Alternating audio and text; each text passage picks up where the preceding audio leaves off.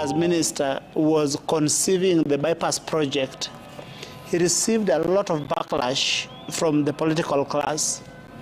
And in Raila, we see what it is to believe in something, stick to it, even when the naysayers are telling you to the contrary.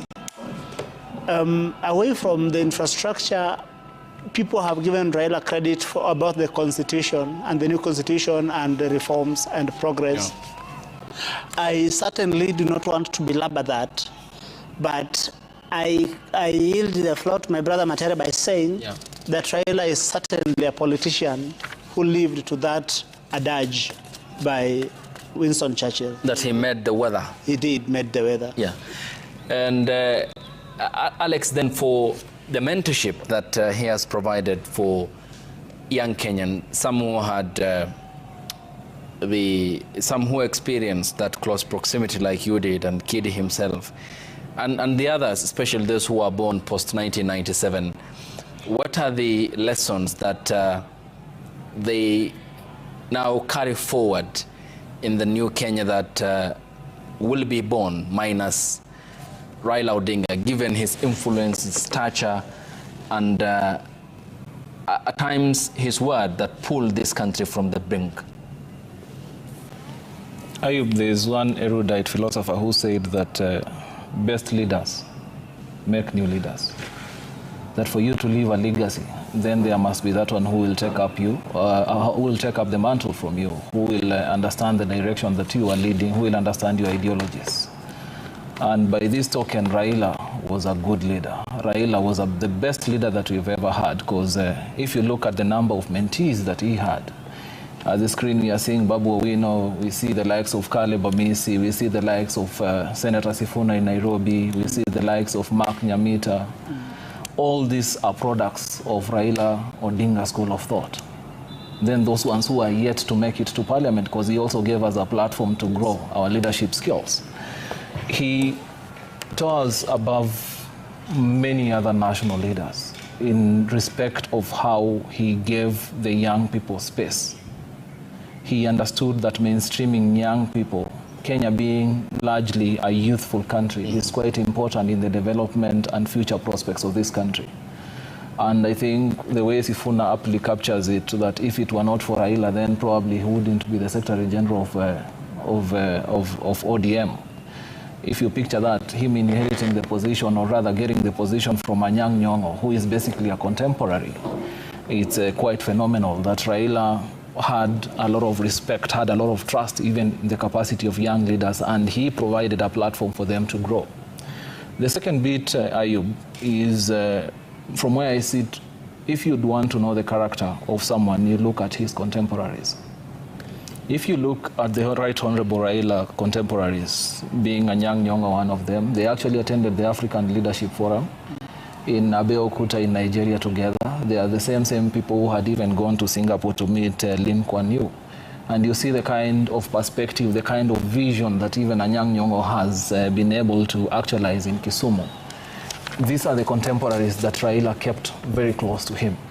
And therefore, going forward, the kind of ideology that Raila has taught us, that one of social democracy, and that's why some of us are quite keen on issues that continue affecting young people, because it's only Raila who told us, again, when we were back as student leaders, that it's important for education to be affordable, that education is the only tool for transformation. If you'd want to run away from poverty, then you need to make education quite accessible to even the least privileged in our society. And therefore, those are some of the ideals that he has inculcated to us. If you look at programs like healthcare, why we are so keen on ensuring that we have a universal cover that even would ensure that even the most underserved in our society can be able to afford and access quality healthcare. These are some of the ideals that Raila has inculcated to us.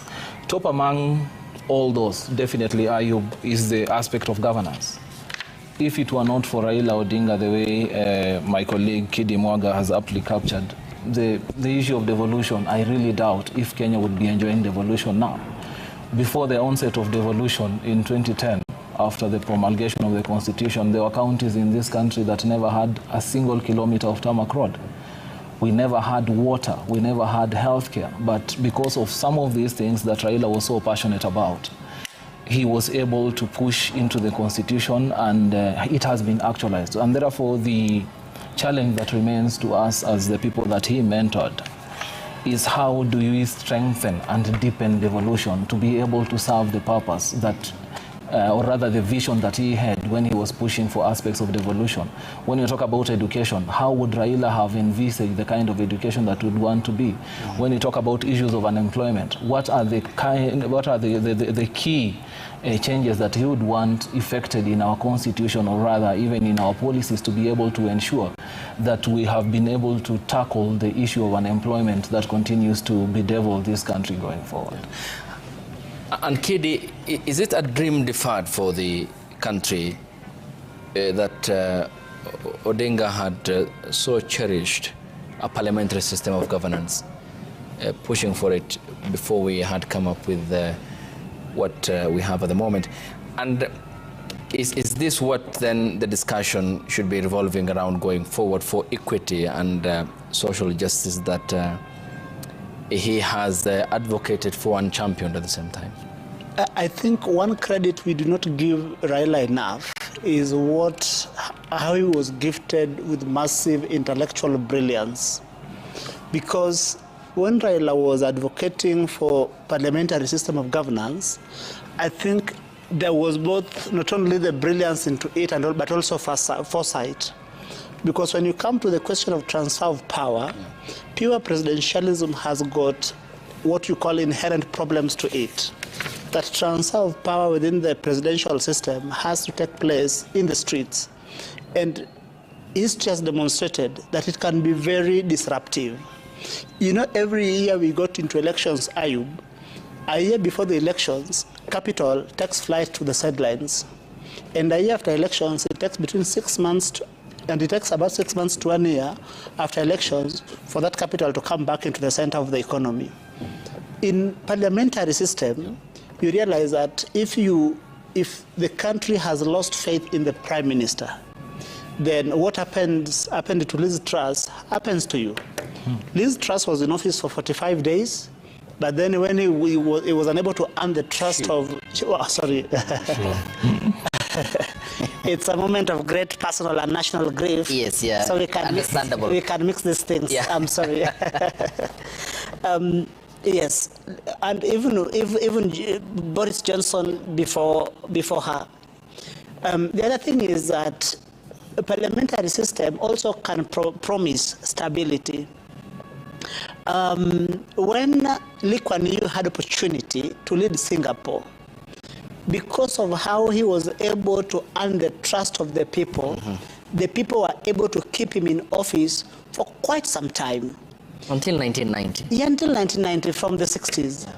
And even Margaret Thatcher. Margaret Thatcher was in office for, I think, 11 years straight, in part because of how she was able to inspire confidence. And even Tony Blair after her. So I think that Raila, and again, this brings us to the question of transitions in context of programs. When one administration is replaced by another, sometimes there is a push and shove on which programs to give priority, which one to discontinue, which ones to modify. Under parliamentarism, because a leader if he is able to inspire the public, he is able to retain the office for long, then it means that he can be in office for long enough to implement some of the programs they have. In presidentialism, you know that after 10 years you are done, however good your ideas were. Thank you. Yeah. I don't know if I can add something on that, because this is a conversation that I had also with the Right Honorable. Like, I remember vividly at some point I actually challenged him that he was pushing for a parliamentary system of governance and not a hybrid system of government the way finally we had. And one of the points that I remember him explaining to me is that there was a research that had been done by political scientists that had indicated that in a heterogeneous society like Kenya, where you have 42 plus ethnic communities, parliamentary systems tend to work more as opposed to a presidential system. And I think Raila, having observed and comprehended the history, the political history of this country, he actually thought that that is the solution, that parliament, that in a parliamentary system you would have ministers sitting in that parliament. So in terms of accountability, they are there, and you can be the members of parliament who are the representatives of the people, can exercise checks and balances and can exercise that aspect of accountability as opposed to COCO FM. Tunapatikana mitandaoni ya kijamii, Instagram @COCO FM_radio.